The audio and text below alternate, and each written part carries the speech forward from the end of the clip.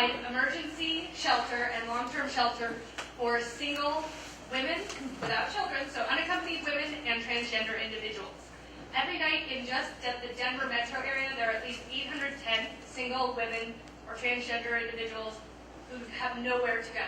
We know that's an undercount, especially for those of you who are Denver-based agencies or missions, with the recent camping ban.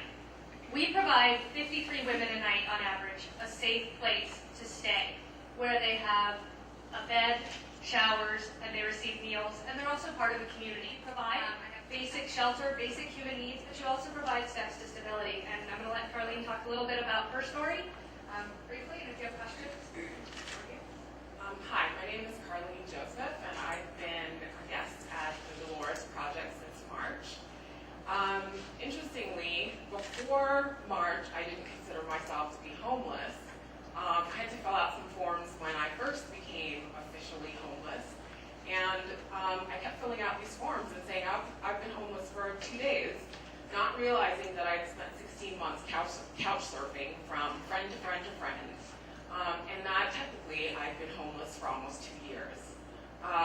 I want to share with you that the first night I spent as officially homeless, so I overstayed my welcome with all my friends, and I had to go to a shelter, and I was terrified.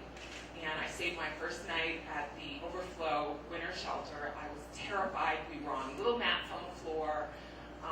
It was noisy, and it wasn't safe. And I heard about Delores, and I got in. At the time, we did bed turnover twice a week. So we were there for either 4 nights or 3 nights, and then it was starting the process over again.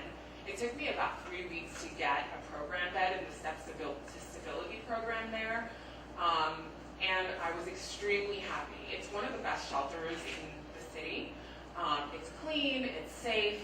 I think a lot of the staff care about us as individuals.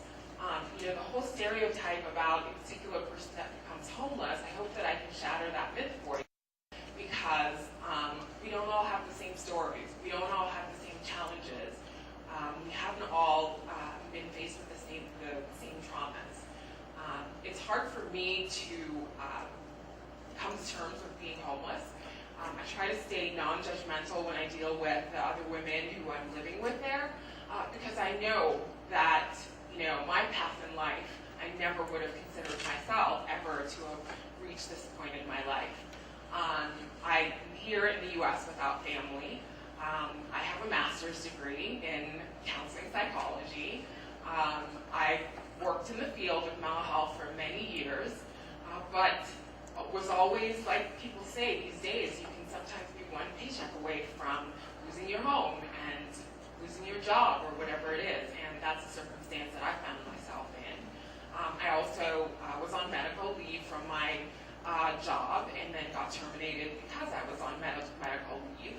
I also lived in a small community in the mountains, and the only place that I could get the kind of medical help I needed was in Denver, and there was no chance of going back to that small town with no job and no place to live. So once again, being trapped in a big city away from connections to family or anything like that, you hear that from a lot of the women.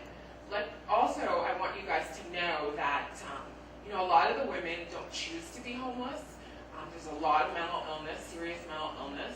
Yes, some of the women have substance use and abuse issues, but again, let's look at people's humanity.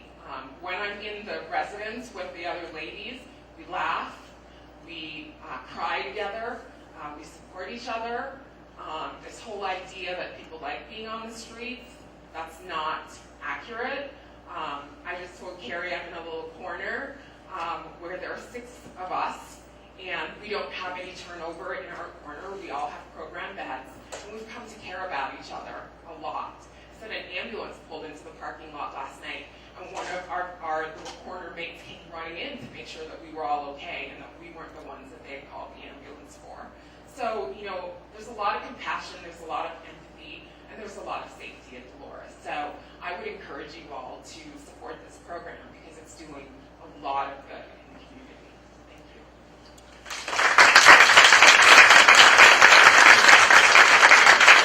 So much for that. Very courageous courageous of you to share your story.